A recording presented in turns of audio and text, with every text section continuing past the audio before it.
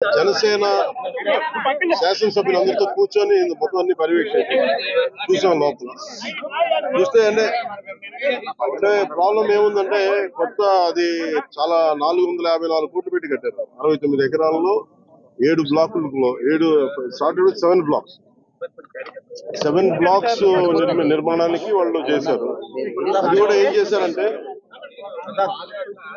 Extension of existing resort కింద చెప్పారు. వాళ్ళు గవర్నమెంట్ జీవోలో ఏముందంటే redevelopment of existence resort. That's how they have raised the bill.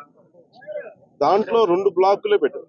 First వాళ్ళు పెట్టింది ఏంటంటే 7 బ్లాక్స్ లో బడ్జెట్ ఒకదానికి 90 పైన, ఇంకో దానికి 70 పైన, 2 ఫేజెస్ లో ఇంతే. వాళ్ళు స్టార్ట్ చేసినప్పుడు 164 కోట్ల రూపాయలు 164 కోట్ల రూపాయలతోటి 7 బ్లాక్స్ ప్లాన్ చేశారు.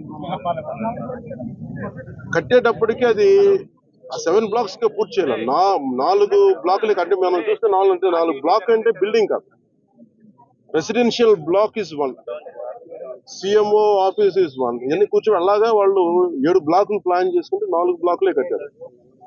7 బ్లాకులకి వాళ్ళు ప్లాన్ చేసినప్పుడు 92 కోట్లు ఫస్ట్ ఫేజ్, రెండో ఫేజ్ 53 కోట్లు. సో రెండు కొంచెం అటు ఇటుగా పెడితే 160 కోట్ల పై చిలుకు వాళ్ళ ఒరిజినల్ ప్లాన్.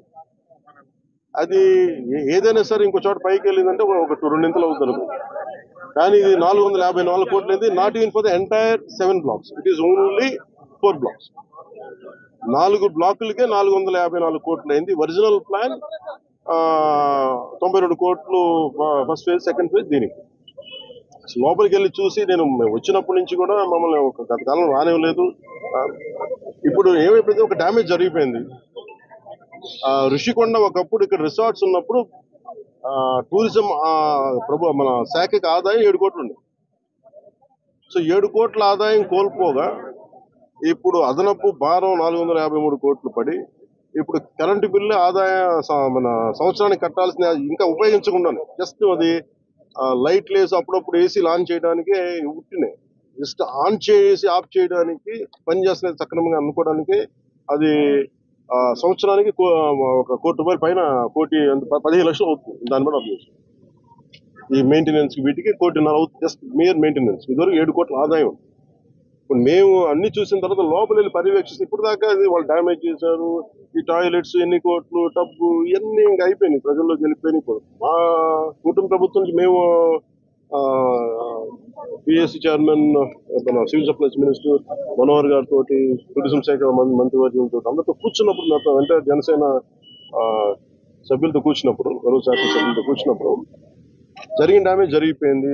తొలచాల్సిన కొండ తొలిచేశారు, పాడు చేశారు. ఓకే, వీటన్నిటిని మించి ఇప్పుడు మన ముందు ఏముందంటే దీన్ని how well we can utilize 400 change చెప్పి ఎలా పెట్టాలి. చాలాసార్లు అనేక మార్లు మేము కేబినెట్ మీటింగ్ చర్చించాం. ముఖ్యమంత్రి గారు కూడా దీని మీద ఎలా చేయాలనేది ఆయన అందరిని అడుగుతూ ఉన్నారు. సో మేము ఈ పర్యటన తాలూకు ముఖ్య ఉద్దేశం ఏంటంటే, ఈ పర్యటన ద్వారా ఫస్ట్ మేము అసలు ఏం చేయాలనేది మాకు ఇది ఇండివిజువల్ కుటుంబ ప్రభుత్వం కాబట్టి జనసేన పార్టీ తరఫు నుంచి వాట్ ఈస్ అవర్ అనేది అంటే వాట్ ఈస్ అవర్ వ్యూ అనడానికి మనం ఇక్కడి నుంచి మంగళగిరిలో కూర్చోనో లేదంటే ఇంకా ఊళ్ళో కూర్చొని చేయడం, ప్రత్యక్షంగా ఒకసారి ఫీల్డ్ విజిట్ చేసి వచ్చే పరిష్కారం వేరుంటుంది. సో లోపలికి వెళ్ళి కూర్చొని మేము చూస్తున్నప్పుడు పెచ్చులు ఊడిపోతా ఉన్నాయి. ఆ సీఎంఓ ఆఫీస్ బ్లాక్ లో ఆల్మోస్ట్ వాళ్ళు ఎవరు పేషీలో కూర్చునే ఆ పైకప్ పడిపోయింది, నీళ్లు లీక్ అవుతున్నాయి. ఇది 2 చేయాలి. ఒకటి, బిల్డింగ్స్ అన్ని సేఫ్టీ ఆడిట్ జరగాలి, అదొక చర్చించాం. 2, అసలు దీని ఎట్లాగా సేఫ్టీ ఆడిట్ జరిగిన వెంటనే ఎట్లా దీని ఆదాయ మార్గాలు పెంచాలి. మీరు ఎవరైనా సరే వ్యాపారం చేద్దాం అనుకున్న వాళ్ళు కూడా ఇలా గత ప్రభుత్వం ఏం చేసింది, అది వాళ్ళ ముఖ్యమంత్రి కార్యాలయం కింద, వాళ్ళ నివాసం కింద, వారి కుటుంబ నివాసం కింద పెట్టారు. మనం ఆలోచిస్తుంది ఏంటంటే ఇది ఆదాయం, ఇది టూరిజం శాఖ ప్రాపర్టీ. ఇది should remain as Andhra Pradesh government ప్రాపర్టీగా ఉండాలని మా అందరి కోరిక. దట్స్ వాట్ ఒక 4 రెజల్యూషన్ తీసుకున్నాం. ఒక ప్రైవేట్ వ్యాపారం ఎవరైనా సరే 1 కోటి రూపాయలు పెట్టుబడి పెడితే కనీసం ₹1 ఆదాయం రావాలనుకుంటుంది. దీని మీద 453 కోట్ల రూపాయలు పెట్టుబడి పెట్టి కనీసం ముందస్తుగా ఏం చేయాలి, అసలు బ్రేక్ ఈవెన్ ఎప్పుడు అవుతుంది, ఇది ఆదాయం ఎప్పుడు మారుతుంది అనేది ఏం చెప్పంటే మన మైస్ అనేది ఒక యాక్రోనిమ్ చెప్పారు. ఏంటంటే మైస్ యాక్రోనిమ్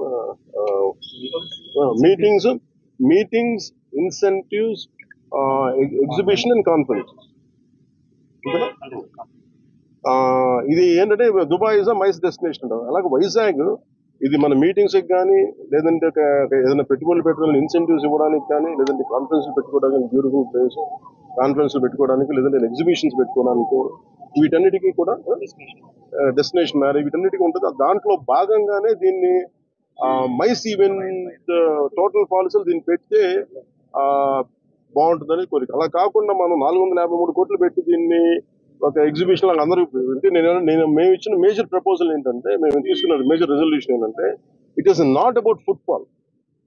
మనం టికెట్లు పెట్టేస్తే ఎంత వస్తుంది బాగా ఉంటుంది తప్ప, ఈ 450 అంటే నేను ప్రభుత్వం should think like proper business. నేను టూరిజం శాఖ కూడా అదే చెప్పాను. మీరు 453 కోట్లు ప్రజాధనం పెడితే 453 కోట్లు ఎప్పుడు బ్రేక్ ఇన్ అవుతే అది ఎప్పుడు ఆదాయం వస్తుంది.